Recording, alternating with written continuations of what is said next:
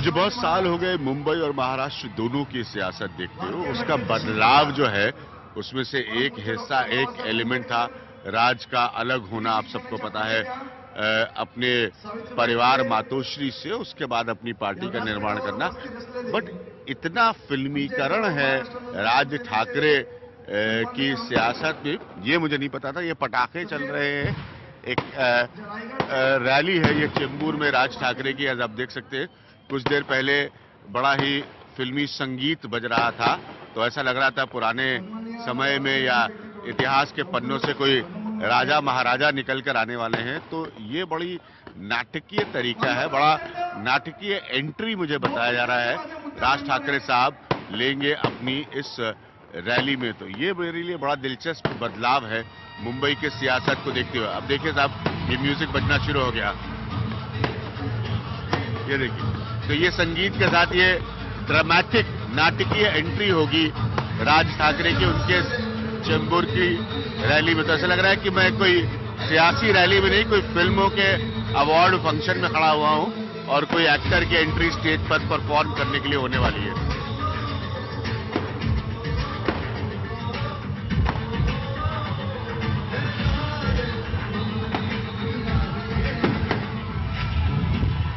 आजची परिस्थिती पाहता एका बाजूला राहुल गांधी आणि एका बाजूला नरेंद्र मोदी, निश्चित नरेंद्र मोदी। राहुल गांधीचा संबंध काय? तो मैंने आपको पहले बताया था अपने पसंदीदा शहर मुंबई की यात्रा में मैं हूं। महाराष्ट्र के मुख्यमंत्री से मुलाकात हुई मेरी, और वापस कई वर्षों बाद राज ठाकरे साहब से एक उनकी विशाल चेंबूर में होने वाली रैली में मुलाकात हुई। दो बड़ी खास बातें मैं राज ठाकरे से बात करने से पहले आपको बताना चाहूंगा। पहला, इनकी शैली, जब मैंने आखिरी बार इनको सुना था कई वर्षों पहले पब्लिक मीटिंग में, तब से लेकर अब इनकी शैली में थोड़ी सी विविधता आई है। और अंग्रेजी का एक शब्द है ह्यूमर, विट, यानी कि थोड़ा सा हास्य और थोड़ा सा व्यंग। तो उसका जो मिश्रण है वो थोड़ा बढ़ गया है पहले के मुकाबले। पहले थोड़े से ज्यादा नाराज राज ठाकरे नजर आते थे, अब थोड़ा कम। राज, मैं पहली चीज आपसे ये पूछना चाहता हूं, मैं जितना भी समझ पाया, मुझे बड़ा मजा आ रहा था, मैं वहां बैठे सुन रहा था आपको, तो बहुत हास्य और व्यंग आ गया है आपके बात करने में। पहले थोड़ा सा नाराज राज ठाकरे होते थे। नहीं, नाराजगी की क्या बात होगी? नाराजगी की बात नहीं है। क्या होता है कि कोई भी चीज होती है, फिर वो स्पीच हो या कुछ भी हो, वो आप आहिस्ता आहिस्ता आहिस्ता आहिस्ता डेवलप हो जाता है।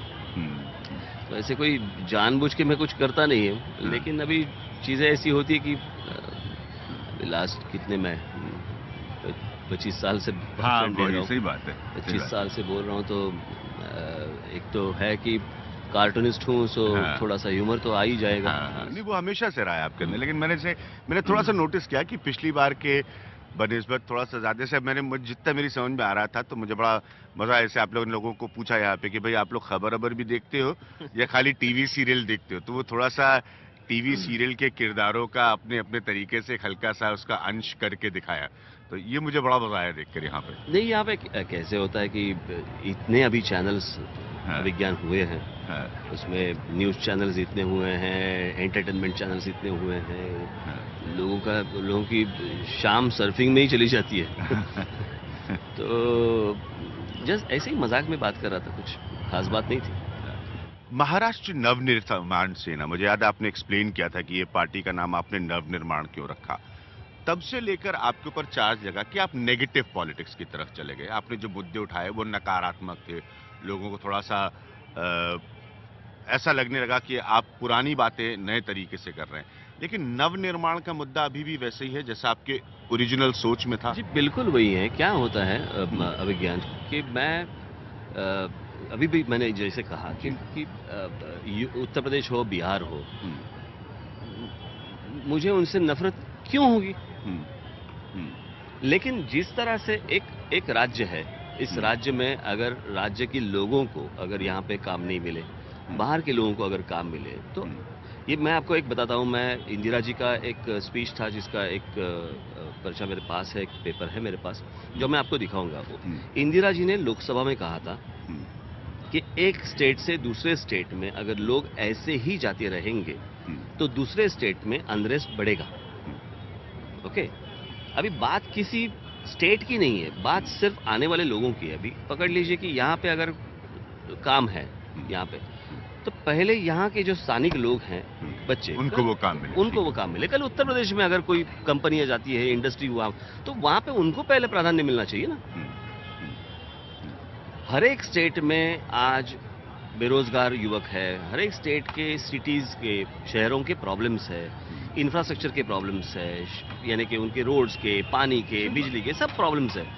जब एक शहर के ऊपर लोड बढ़ जाता है, और जो आज जैसे देखा जाए तो मुंबई है, मुंबई में पुणे है, ठाणा है, ऐसे महाराष्ट्रन लोग तो बड़ी तादाद में है ही क्योंकि महाराष्ट्र है, लेकिन बहुत सारे और भी लोग जो है वो यहाँ पे रहते हैं, जो ठीक से रहते हैं। अभी जो टैक्स इसको लोग नेगेटिव एजेंडा राज में, जानता हूँ आपकी एक्सप्लेनेशन को। एक काम करते, जब मैंने मराठी में भाषण दिया, मैं हर वक्त यही कहते रहा कि जिस तरह से हिंदी और इंग्लिश चैनल्स ने जिस तरह से सामने ये चीज रखी, जो मैं बोल रहा हूँ उसका करेक्ट ट्रांसलेशन किए बिना वो लोगों को जब आप बताते हो तो वो तो निगेटिव ही जाएगा। मैं कितनी बार एक्सप्लेन करूं ये सारी चीजें, मैं कितनी बार आपने, ठीक है, अब मैं एक्सप्लेन करना नहीं चाहता, मैं अपने लोगों से अपने तरीके से बात कर। अभी जैसे देखा जाए, अगर मैं हेट्रेड की पॉलिटिक्स अगर मैं करता, पकड़ लीजिए, तो मेरे बहुत सारे ऐसे गुप्ता और शाह, ऐसे बहुत सारे मेरे दोस्त हैं, बराबर है, जो नॉन महाराष्ट्रन है। अगर मैं हेट्रेड की पॉलिटिक्स करता, या मैं दूसरों का अगर मैं हेट करता, दूसरी कम्युनिटी का या कुछ भी, क्या वो दोस्त रहते क्या मेरे? अभी अभिज्ञान मुझे बताइए, आप इतने सालों से मेरे दोस्त है, कितने साल हो गए अभी? 8-10। आपको क्यों नहीं लगा? नहीं, मुझे लगता, और मैंने आपसे इस पे पहले भी हमारी आपकी गंभीर चर्चा हुई है कि क्यों, जिसमें एक बड़ी सिंपल सी चीज पूछता हूँ आपसे। मैं जानता हूँ कि पत्रकार कई सारी सीमाएं लांघ जाते हैं, बड़ा सिंपल सा, आज युवा नेताओं की तरफ देखता। अब ये बिल्कुल स्पष्ट है। प्रणॉय साहब की कुछ दिन पहले मुलाकात हुई, हाल में मैं और प्रणॉय ओपिनियन पोल कर रहे थे, उसमें बड़ा स्पष्ट था कि राज ठाकरे की लोकप्रियता बहुत है, एक चेहरे के तौर पर, एक शख्सियत के तौर पर। ये एक रिसर्च एजेंसी के आंकड़े थे, ये मैं नहीं कह रहा हूं, लेकिन कहीं पर वो राज ठाकरे की इंडिविजुअल लोकप्रियता उनके एजेंडे के की लोकप्रियता में तब्दील नहीं होती। आप फर्क समझ रहे हैं? आप नहीं मानते इस बात? नहीं, बिल्कुल नहीं मानता, क्योंकि अगर मेरी बात अगर आप ठीक से समझ लो तो वो हेट्रेड की पॉलिटिक्स है नहीं। मुझे आज कोई जो इंटरव्यू कर रहे थे, मैं बोला कि आप 5 साल के बाद भी मुझे वही सवाल पूछ रहे हैं। आपने यहाँ पे हुआ क्या था ऐसे? जो एक रेलवे के आंदोलन के वक्त जो सारी चीजें हुई थी, बराबर है, बाकी सारी चीजें लोकल ही थी। अगर देखा जाए तो आसाम में जिस तरह से बिहारियों को मारा था, बिहारियों को जलाया था, उनको काटा था, वहां पे जाके कोई पूछता नहीं है कि हेट्रेड की पॉलिटिक्स चल रही है, आप ये क्यों कर रहे हो? आपको सिंबलाइज कर दिया उससे। मुझे सिंबलाइज कर दिया, क्योंकि मालूम नहीं, क्योंकि आप ही के यानी कि जो पत्रकार कलीग जो होते हैं, वो यहाँ आके बोलते हैं कि राज ठाकरे तुम टीआरपी हो। अभी मेरे आपके टीआरपी के लिए अगर आप दो समाज के बीच में अगर लोगों को भड़काना अगर आप चाहते हैं, उसमें मैं क्यों शेयर करूं वो चीज?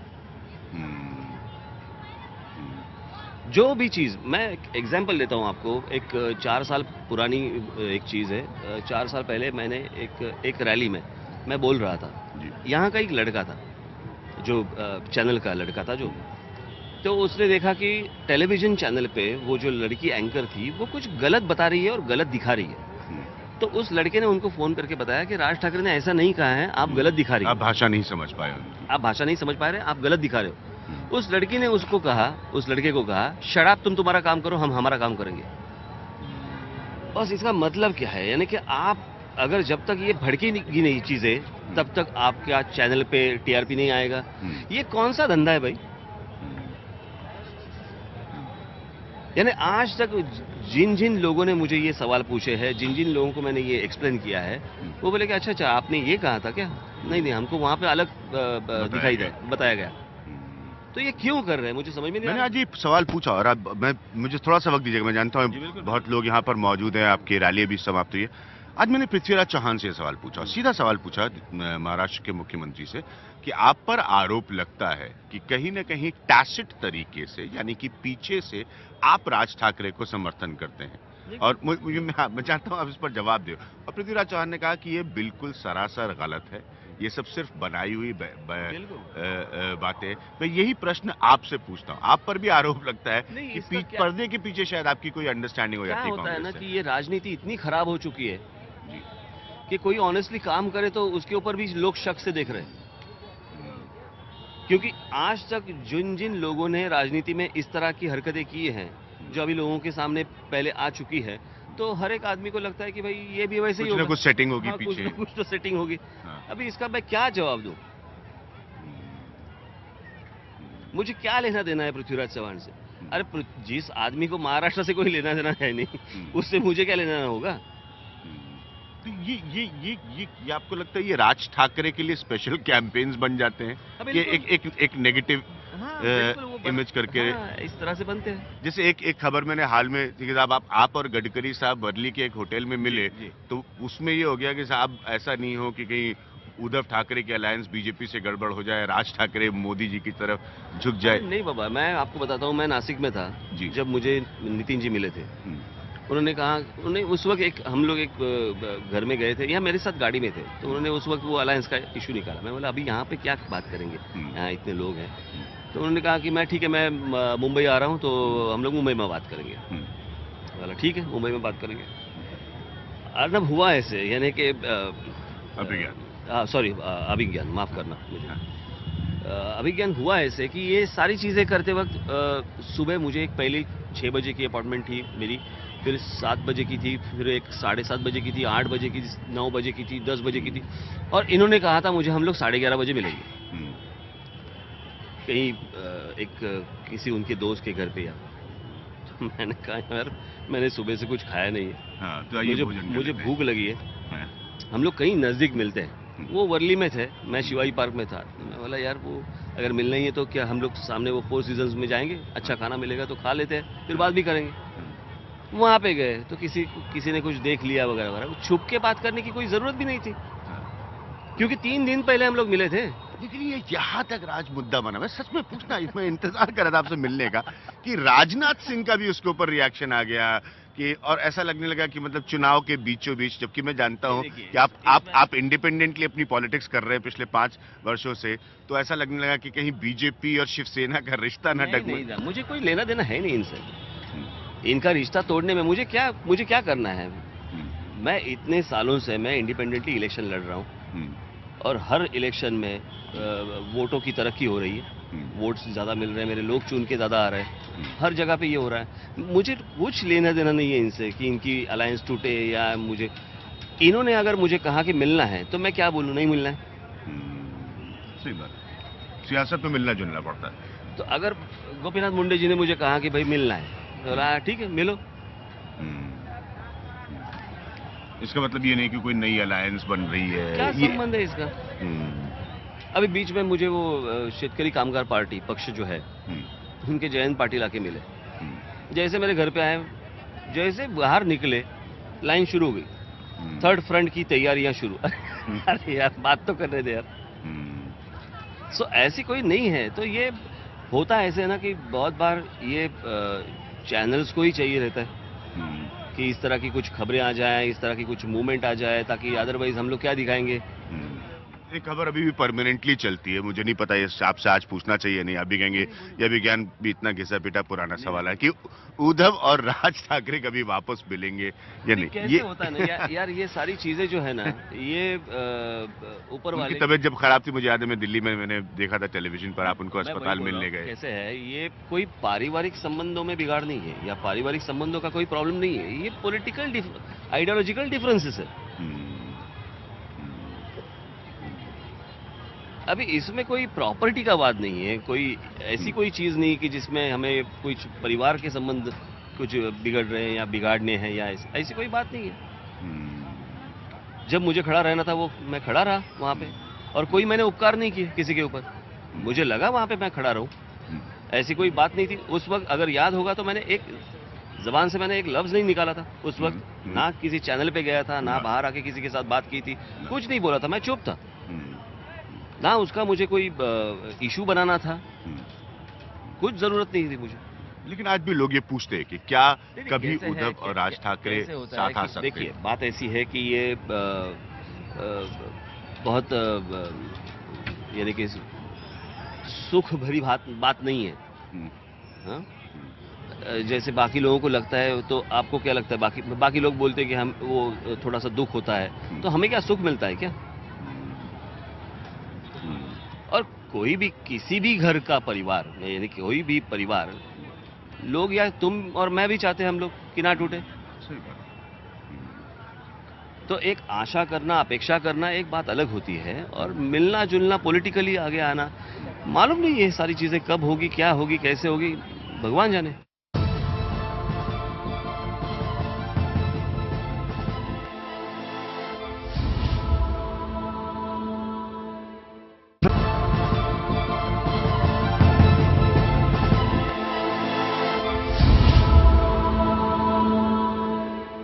युवा जो है वो उसको लेना देना नहीं पॉलिटिकल पार्टीज के एजेंडा से। वो ये सिंपल शब्दों में पूछ रहा है, मेरी नौकरी मुझे कैसे मिल पाएगी? एग्जैक्टली मैंने अभी वही कहा ना। हम्म, मैंने मेरे स्पीच में कहा कि हम लोग ये राजनीति क्यों कर रहे हैं, ये इलेक्शन क्यों लड़ रहे हैं। लोगों की अगर अपेक्षाएं बहुत सिंपल है कि बहुत मुझे सरल है, सही मुझे बात है। मुझे नौकरी कब मिलेगी, मैं घर से बाहर निकलूं तो मुझे सुख मिलना चाहिए कि मैं इस शहर में रह रहा हूं, मुझे चलने के लिए फुटपाथ मिलने चाहिए। जो औरतें, जो है बहनें हैं, जो उनको लगता है कि यार मेरे बच्चों को मैं बगीचे में खेलने के लिए छोड़ दूं, या मैं मैदान में मेरे बच्चों को छोड़ दूं, मुझे इलेक्शन अपना स्कूल में जब एडमिशन लेती हूँ मुझे आसानी से मुझे एडमिशन मिले, कॉलेज में एडमिशन मिले, मैं बाहर जाके कुछ, मुझे सुख चाहिए।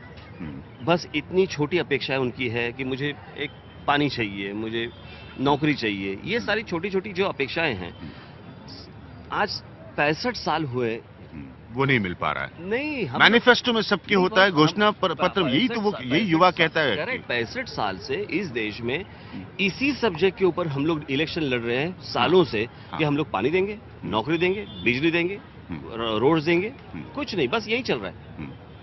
मेरा कहना है सिर्फ कि पंडित जवाहरलाल नेहरू, लाल बहादुर शास्त्री, इंदिरा गांधी, राजीव गांधी, विश्वनाथ प्रताप सिंह, अटल बिहारी वाजपेयी, सोनिया गांधी, राहुल गांधी, सारे के सारे उत्तर प्रदेश से आए, प्रधानमंत्री बने। चरण सिंह भी बराबर है। उस स्टेट से लोग बाहर जा रहे हैं काम ढूंढने।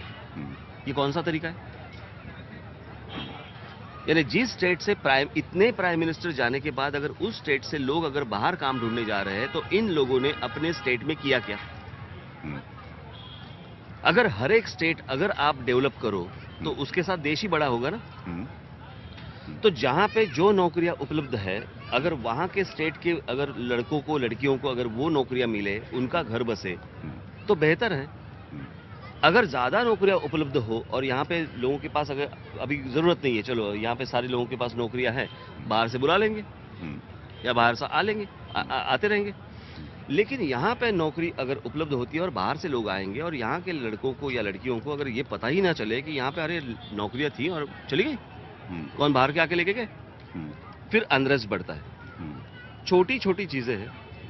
इसलिए मैंने आज जो भाषण में कहा, जो मेरे इंटरव्यूज में मैंने कहा कि नरेंद्र मोदी जी अगर कल प्रधानमंत्री बनते हैं तो 5 साल वो देश की तरफ ना देखे और सिर्फ उत्तर प्रदेश, बिहार और झारखंड की तरफ देखे, और इन 3 स्टेट का वो गुजरात बना के दे, ताकि बाकी शहरों के ऊपर, राज्यों के ऊपर जो बोझ पड़ता है, माइग्रेशन है वो खत्म हो जाएगा।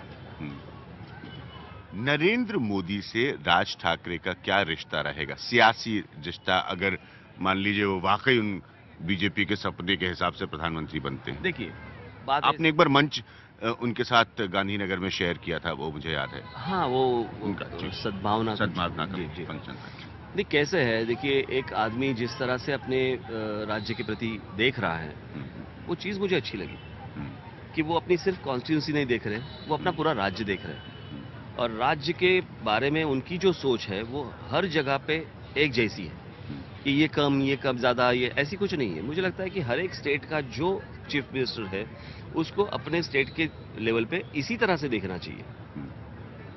और मुझे उनका जो काम करने का तरीका है वो जो मुझे पसंद आया। और जब मैं 2011 में वहाँ पे गया था तब मैंने कहा था कि इस देश के प्रधानमंत्री नरेंद्र मोदी बनने चाहिए। 2011 में मैंने कहा था, आज नहीं बोल रहा हूँ मैं। सही बात है, बिल्कुल सही बराबर बात है। है, बिल्कुल सही बात है। अभी मुझे बताइए कि मेरा जो रिश्ता, तो मेरा रिश्ता इस तरह का रिश्ता नहीं है। मेरा रिश्ता जो है कि मुझे लगता है कि ये आदमी कुछ करेगा, हम्म, इस देश में बदलाव लाएगा, इस देश में बदलाव की जरूरत है। हम्म, जिस तरह से उन्होंने ध्यान दिया गुजरात की तरफ, उसी तरह वो ध्यान दे देश की तरफ।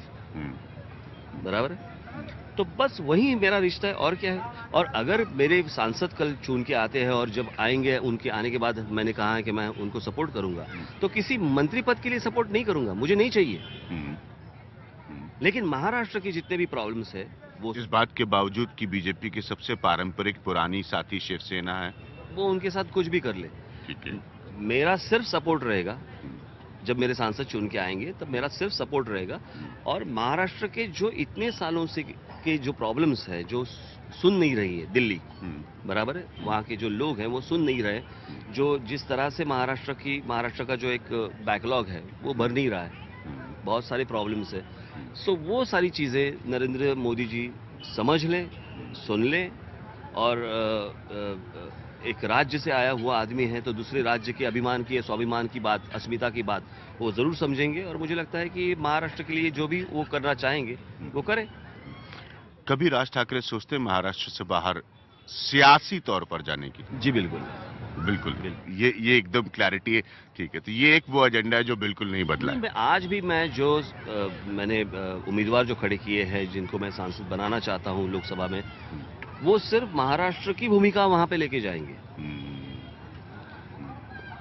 यानी कि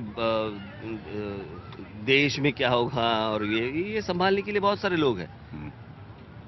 मुझे सिर्फ महाराष्ट्र की भूमिका जो है, महाराष्ट्र में क्या प्रॉब्लम्स है, वो प्रॉब्लम सॉल्व करने के लिए मुझे मेरे सांसद वहां पे भेजने। राज ठाकरे साहब, हमसे बात करने के बहुत बहुत शुक्रिया। ये आखिरी बात सुनकर मुझे बड़ा अच्छा लगा, क्योंकि अरविंद केजरीवाल के ऊपर बहुत तेजी से ये आरोप लगा जब वो दिल्ली की सत्ता से हटे कि और सिर्फ 49 दिनों में ये आरोप लगा कि लोग जो मूल काम होता है उसको छोड़कर बड़े अपने सपने रखते हैं। राज ठाकरे के एक एजेंडा में बहुत स्पष्टता है, क्लैरिटी है कि उनका जहां तक पॉलिटिकल रिप्रेजेंटेशन का सवाल है, अगर उनके सांसद चुनकर आते हैं तो वो बात महाराष्ट्र की ही करेंगे। और दूसरी एक और बड़ी बात यह कि अगर ऐसी स्थिति बनती है कि नरेंद्र मोदी को उनके समर्थन की जरूरत होगी तो वो किसी पद या शर्तों का नहीं होगा। राज ठाकरे से एक लंबे अरसे के बाद मुलाकात हो रही है मेरी, तो मैंने ऐसे कहा कि थोड़ा सा कम है पहले से नाराज राज ठाकरे। मैं हूं अभिज्ञान प्रकाश, एनडीटीवी इंडिया पर।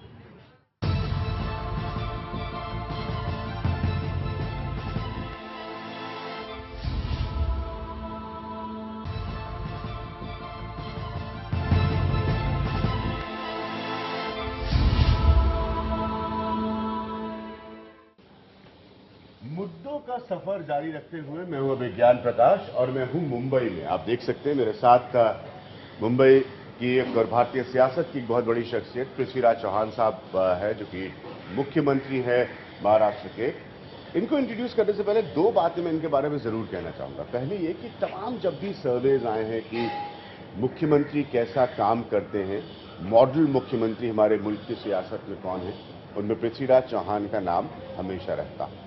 दूसरी बड़ी बात कि इनको बड़ा टफ चीफ मिनिस्टर कहा जाता है, बल्कि यहां तक इनके विरोधियों ने इनके ऊपर आरोप लगाया कि ये किसी की सुनते नहीं हैं, ये अपने हिसाब से काम करते हैं। एक ऑनेस्ट चीफ मिनिस्टर, ईमानदार मुख्यमंत्री के तौर पर इनको देखा जाता है। लेकिन साथ में जो पॉलिटिकल पंडित हैं मुंबई के, मैं शहर को बड़े बखूबी जानता हूं, वो ये भी कहते हैं कि यही सब बातें इनके खिलाफ चली जाती हैं, कि पॉलिटिकली बहुत ज्यादा ये एडजस्टमेंट्स करने को तैयार नहीं होते। मैं एक हल्का सा शब्द यूज करूं, पृथ्वीराज चौहान साहब हमारे साथ मौजूद हैं। पृथ्वीराज चौहान, पूरे हिंदुस्तान में 2 साल में ये करप्शन मुद्दा बन रहा है। आप जैसे मुख्यमंत्रियों को बड़ा स्ट्रेट फॉरवर्ड माना जाता है आपकी पार्टी में, पार्टी के बाहर भी लोग कहते हैं यार ये पृथ्वीराज चौहान जो है ना, ये किसी का काम नहीं करते, और ये चीज जो है वो ऑलमोस्ट ऐसा लगता है जैसे आपके खिलाफ चली जाती है। देखिए, मैं 3.5 साल पहले आया था, एक विशेष परिस्थिति में आया था जी। और पार्टी के आला कमान में मुझे यहाँ की परिस्थिति को स्टेबलाइज करने के लिए कहा था। काफ़ी निराशा का वातावरण बन गया था। ब्यूरोक्रेसी में काफ़ी विश्वास ढल सा गया था और उसके बाद महाराष्ट्र जैसा एक सबसे बड़ा, एक बहुत बड़ा राज्य होने के नाते इसको हमें स्टेबलाइज करके लोगों में फिर से विश्वास पैदा करने का आदेश दिया गया था, मेरे से अपेक्षा की गई थी और मैं समझता हूँ कि अब 3.5 साल हो गए हैं, वो कई हद तक पूरा हुआ है। और जहाँ तक कि निजी कामों की बात है, मैंने हमेशा जनता के कामों को, पॉलिसी डिसीजंस को मैंने पहल दी है और जो इंडिविजुअल बेनिफिट के काम है उसको सेकेंडरी उसको माना है। आपको पृथ्वीराज चौहान साहब के बारे में आप लोग ये भी जान लीजिए कि आप प्राइम मिनिस्टर ऑफिस में रहे हैं, आपने मनमोहन सिंह के साथ बहुत करीब से काम किया। ये चार्ज आज मनमोहन सिंह पर लगता है कि ए पॉलिटिकल व्यक्ति है, सियासी आदमी नहीं है। हालांकि आपका सीधी सियासत का तजुर्बा खुद का बहुत लंबा है, लेकिन कई बार लोग कहते हैं कि पृथ्वीराज चौहान के साथ भी यही प्रॉब्लम है कि पॉलिटिकल व्यक्ति नहीं है वो। ये सही नहीं है। पॉलिटिकल मुख्यमंत्री को पॉलिटिकल रहना ही पड़ता है, लेकिन एक यहाँ की विशेषता ये है कि महाराष्ट्र में एक साझा सरकार चल रही है, एनसीपी के साथ है। वैसे तो दिल्ली में भी यूपीए 1 और यूपीए 2 भी एक साझा सरकार थी, लेकिन वहाँ पे केंद्र सरकार में कांग्रेस का इतना बड़ा रोल था कि बाकी सब पार्टियां छोटी छोटी थी। महाराष्ट्र में राष्ट्रवादी कांग्रेस, एनसीपी और कांग्रेस का जो गठबंधन है, उसमें हम दोनों भी करीब करीब एक जैसे साइज के दोनों दल हैं। कांग्रेस थोड़ी सी सीटें ज़्यादा है हमारी, लेकिन जैसे कि उनके मंत्री और हमारे मंत्रियों की संख्या करीब करीब। और बहुत टकराव रहता है। हमेशा ऐसा लगता है कि कांग्रेस और एनसीपी में, इस रिश्ते को तब से देख रहा हूं जब आप लोगों की अलायंस की सरकार बनी थी महाराष्ट्र में, कहते ये रिश्ता कभी कंफर्टेबल नहीं हो पाया, इत्मीनान का रिश्ता कभी नहीं बन पाया। देखिए, ऐसा है कि बहुत कंफर्टेबल बनना तो संभव नहीं रहेगा, क्योंकि दोनों दल अपनी अपनी पार्टी को मजबूत करना चाहते हैं और मजबूत तभी होंगे एक दूसरे पे at the cost of other. क्योंकि यहाँ पे बहुत ज़्यादा मात्रा में बीजेपी या शिवसेना प्रेजेंस है, ऐसा नहीं है। कई इलाके हैं जहाँ ये पार्टीज बहुत ज़्यादा उनका मायने नहीं रखती। मुंबई में अवश्य शिवसेना का एक कुछ अस्तित्व रहा है। आपने बहुत बड़ी बात कही अपने बड़े सरल तरीके से कि at the cost of the other, मतलब एक दूसरे की कीमत पे दूसरे को ग्रो करना है, तो इसलिए स्वाभाविक है कि इस तरह की अलायंसेज बहुत लंबा तो नहीं चल पाती फिर। नहीं, लेकिन उस पर दूसरी बात है कि हमने 99 में हम जब पार्टी में एक स्प्लिट हुआ और दोनों एक दूसरे के खिलाफ लड़े, उसके पहले 4.5 साल महाराष्ट्र में भारतीय जनता पार्टी और शिवसेना का साझा सरकार काम कर रहा था। लोगों ने उसे देखा, परखा, तुलना की और 99 में हम दोनों पार्टियों को, हालांकि हम अलग अलग लड़ रहे थे, हमको मेजॉरिटी थी और शिवसेना बीजेपी को हटा दिया। तब से हम साथ में हैं। हमारा अस्तित्व रखना बहुत जरूरी है, इसलिए लोकल बॉडीज चुनाव हम अपने अपने बलबूते पर लड़ते हैं। कई बार एक दूसरे के खिलाफ भी लड़ते हैं और थोड़ी सी बातें भी एक दूसरे के खिलाफ कही जाती है। लेकिन मैं इस चुनाव में कहना चाहूँगा कि कांग्रेस और राष्ट्रवादी कांग्रेस हम एक मेजर चैलेंज फेस कर रहे हैं, इसको स्वीकार करना पड़ेगा। और इस चैलेंज के चलते जिस तरह से हम दोनों पूरी तरह से यूनाइटेड लड़ रहे हैं, वो मैंने पिछली 15 साल में कहीं भी देखा नहीं है। जैसे आप लोग सत्ता में रहे इतने साल, स्वाभाविक है सेना बीजेपी मौका तलाश रही है, 15 सालों से इंतजार कर रही है कि जो उनकी युति है वो वापस आए। पहली बार सर्वेज में उनको थोड़ा सा बेहतर दिखाया जा रहा है। मैं जानता हूँ 2009 में आप का तजुर्बा आपको याद है, आप अग्री नहीं करते लेकिन 2009 में भी ऐसे ही दिखाया गया था। लेकिन ये चुनाव है लोकसभा का। हाँ। और इस चुनाव में मोदी एक फैक्टर बन के सामने आए हैं। हाँ।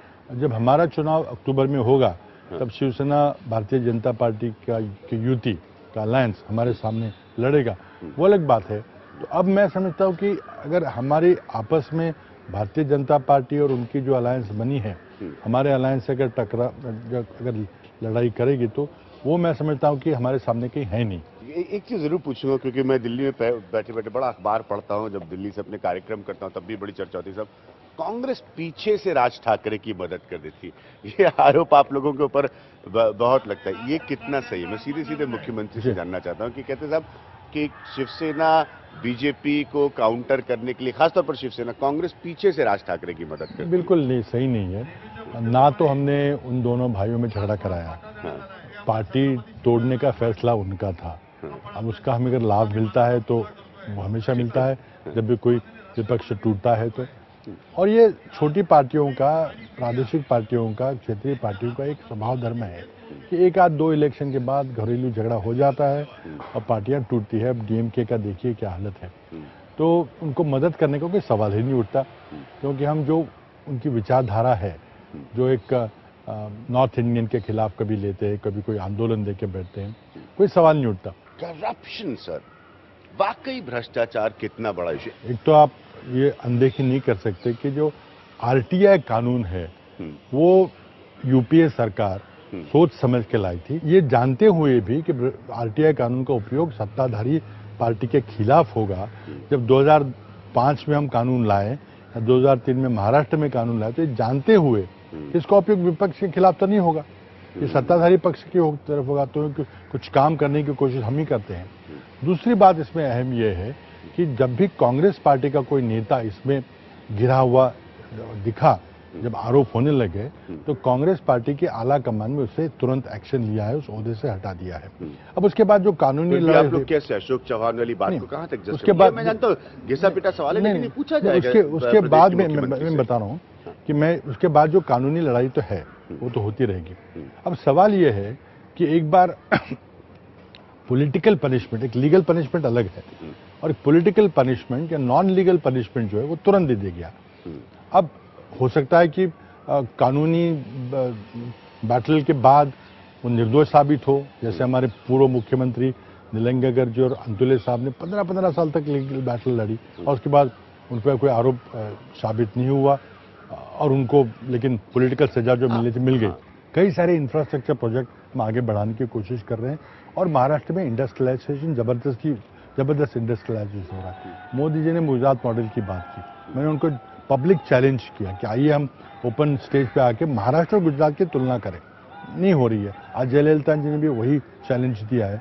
ये क्या मॉडल है, क्या बात कर रहे हैं आप, किस तरह से करेंगे? मैंने नरेंद्र मोदी के एक भी भाषण में निजी आलोचना के सिवा, व्यंग के सिवा कोई भी ऐसी बात नहीं सुनी कि मैं आप चैलेंज करते भी नरेंद्र मोदी अभी भी मैं गुजरात महाराष्ट्र की बात करता हूं, क्योंकि खास बात जो लोगों को, कई सारे लोगों को पता नहीं है, 1 मई 1960 उस दिन मुंबई प्रांत से, मुंबई प्रोविंस था एक, उसके 2 प्रांत हुए, गुजरात और महाराष्ट्र। यानी कि 1 मई 1960 दोनों भी प्रांतों की विकास की स्थिति एक थी। हमारा पर कैपिटा इनकम एक था, हमारे सारे सोशल पैरामीटर्स थे। आज 54 साल के बाद आइए हम डिबेट करें कि क्यों महाराष्ट्र नंबर 1 स्टेट है, क्यों महाराष्ट्र का इनकम सबसे ज्यादा है, गुजरात बहुत पीछे है, क्यों हमारा पर कैपिटा इनकम गुजरात से ज्यादा है, हमारे सोशल पैरामीटर्स लीजिए, हमारे एफडीआई लीजिए, क्यों महाराष्ट्र में जो पिछले 10 साल में जो फॉरेन डायरेक्ट इन्वेस्टमेंट आया, विदेशी निवेश जो हुआ, वो गुजरात से 11 टाइम है। उन्होंने वाइब्रेंट गुजरात की बात की। मात्र 2% जो एमओयूज हुए थे उसका मात्र 2% जमीन पे कारखाने खुले हैं। तो ये मार्केटिंग हाइप है, नई मार्केटिंग टेक्निक करके टेलीविजन एडवर्टाइजिंग टाइम खरीद के, अब उसको पेड न्यूज कहेंगे नहीं कहेंगे वो इलेक्शन कमीशन तय करेगा, उससे करके एक हाइप क्रिएट किया जा रहा है और लोग उसमें। आपका मॉडल बेहतर। मैं एक आखिरी सवाल आपसे जरूर पूछूंगा। आपके पुराने साथी बारू साहब, उन्होंने किताब लिखी, उन्होंने उस किताब में एक छोटे अंश में आरोप आप पर भी लगाया कि एक समय जब प्रधानमंत्री कार्यालय से खबरें लीक की जाती थी और समय के जो मंत्री थे उनको इस तरह की जानकारी थी। 2 प्रश्न मेरा इससे जुड़ा। पहला तो आपको लगता है कि क्या किसी किताब का लिखा जाना टाइमिंग का औचित्य सही है? दूसरा, क्या इस तरह के आरोप सही है? देखिए, 2 बातें। मैंने एक तो किताब अभी पढ़ी नहीं है कि मैं लेकर रखी है लेकिन समय नहीं मिल पा रहा है। संजय बारू जी का किताब लिखना, उसका टाइमिंग जो है पॉलिटिकल है। कमर्शियल लाभ होगा लेकिन ठीक है, कमर्शियल लाभ अगर ऑथर कोई मिलेगा, लेकिन टाइमिंग डेफिनेटली पॉलिटिकल है। हम लोग पूरी बातचीत कर रहे थे महाराष्ट्र के मुख्यमंत्री पृथ्वीराज चौहान साहब से। 2 बातें मैं जाते जाते अंत में जरूर कहना चाहूंगा। ये बात सच है कि लोकसभा और विधानसभा बहुत सालों से पॉलिटिकल एनालिस्ट के तौर पर आपको बता सकना, इनमें वोट डालने का, मुद्दों का तरीका एक सा नहीं होता है, अलग होता है। इसलिए अगर एक बड़ी चुनौती पृथ्वीराज चौहान साहब के सामने ये थी कि कांग्रेस की गिरती हुई इमेज को, साख को बचाना, आदर्श की के सामने आने के बाद, दूसरी बड़ी चुनौती अभी भी इनके सामने है कि एनसीपी कांग्रेस का जो गठबंधन है, जो अलायंस है, जो बहुत सफलता से 15 साल राज करना किसी महाराष्ट्र जैसे राज्य में बहुत मुश्किल काम है, ये मैं आपको जिम्मेदारी से बता सकता हूं। ये सत्ता में रहे हैं, ये सरकार में रहे हैं, नई उभरती हुई कोई परिस्थिति से ये कैसे डील करेंगे, ये अभी भी पृथ्वीराज चौहान साहब की एक बहुत बड़ी चुनौती है। मैं विज्ञान प्रकाश, महाराष्ट्र के मुख्यमंत्री के साथ, सिर्फ एनडीटीवी इंडिया।